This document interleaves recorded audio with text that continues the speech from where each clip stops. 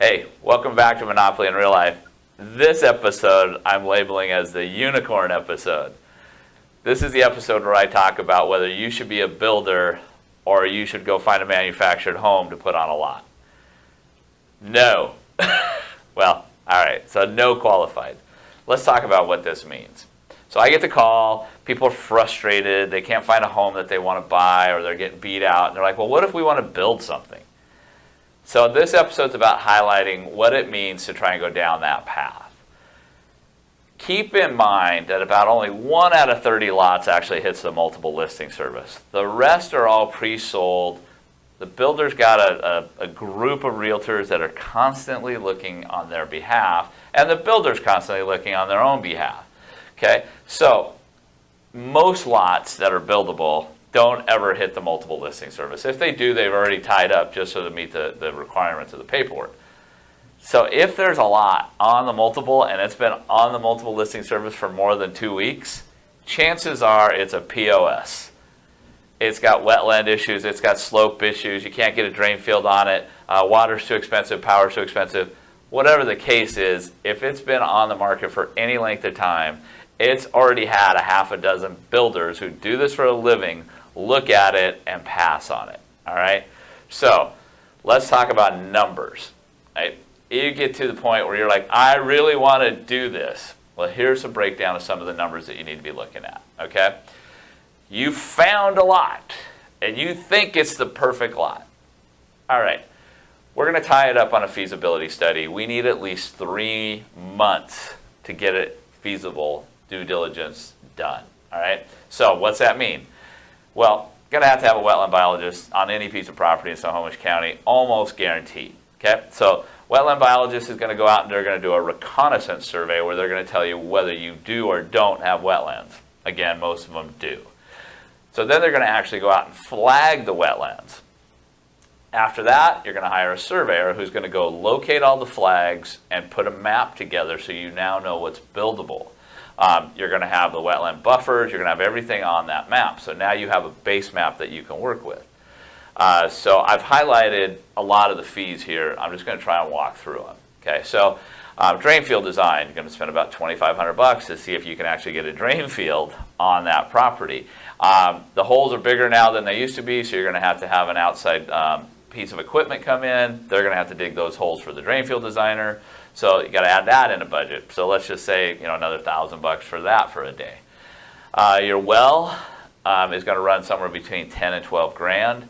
Same with PUD water. So if PUD water is available, it's about the same cost.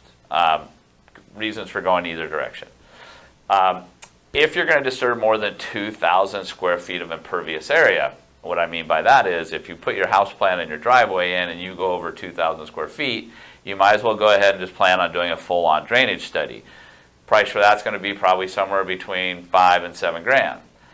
Permit fees. So you're going to spend roughly about $5,500 with the county just to get your permit in. Having your house designed, probably a standard 2,400 square foot plan is going to run you somewhere around 4 grand. Now keep in mind, we're already up to about $40,000. We haven't even turned dirt yet. Right? This is just the cost to get to a point where you can submit to the county and or city to get where you can get your building permit. Cash out of pocket, can't finance these dollars. All right? You need to be aware that this is also a very time-consuming process. So you're going to be 3 months on your feasibility, and you've got another 6 to 9 months before you actually see a permit to start putting in foundation. Similar numbers if you want to buy a manufactured home and put it on a property. Okay? So there's 2 strategies that I like to help you avoid this pain and suffering of trying to do this on your own. Keep in mind also, when you finally get to construction and you're ready to build, finding subs who are going to be willing to work on your one-off house gets really pricey. Okay? That could be anywhere from $150 a foot to $200, depending on where we're at in the marketplace. Another reason why strategy 1, I think, works for many of my clients. Strategy 1, find a builder who's building in an area that you want to live. Align yourself with that builder, get to know them really well, tell them what you're looking for, and we can work out a deal where you sign up a lot that he's going to build on and a plan that he's going to build that you like on a pre-sale. We create your mortgage just like we do any other resale house. We do a pre-sale, we do a pre-approval, we get you ready to close on that the moment that house is done. Now, a lot of builders aren't necessarily into custom or semi-custom construction, but dollar in a hand, client in a hand, speaks volumes when they're sitting here working on, how many houses they've got to turn this year. So, not a bad strategy. Align yourself with a builder. Let them use their money. Let them build the home. You get a pre-sale, pre-approval, and you close on it the moment that they've got a certificate of occupancy. It's really a pretty good plan. Strategy 2. Keep an eye out for a double wide that's just on that edge of livability. If you can finance it like you normally would, this might be a great way to land bank that property as you work through this process. Now, again, you're going to be refinancing that. You're going to be doing some other things to make that work. But at that point, the mortgage you got to buy the place is going to get paid off, and now you're going to be into construction financing. Well, what's that look like? You go out and you find a double wide because you can get a mortgage on it. Don't spend a bunch of money on it, but know that it's got the location that you want, because most of the value is in the land. You're already going to have the septic in, you're already going to have the water in, you're already going to have the power in. Literally, you're going into the county now with all your improvements in. You're just looking at getting a demo permit and a construction permit to build the house of your dreams. You're going to go get construction financing. We can talk about what that looks like. The mortgage on the mobile is going to get paid off before you do any damage to it, right? Like demoing it, okay?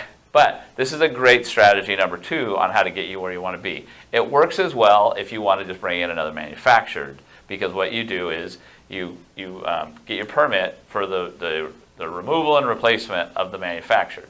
So again, we can help navigate what that looks like too. It's just another way of thinking about how to shop for land to build on, right? I discourage a unicorn hunt every day of the week. If it's not what you do, figure out the group to get around you, i.e. a good builder, good realtor, to help you go figure out how to navigate that way versus you trying to come up with all the money out of pocket and all the time and suffering it's going to take to get you where you want to be. As always, I'm here to help. Don't let me be fully discouraging, but just take this degree of reality to heart, and then we can have a really in-depth conversation. This is a little longer than my normal one, so I hope you stayed involved in the whole time. But as always, call me with any questions. I am here to help.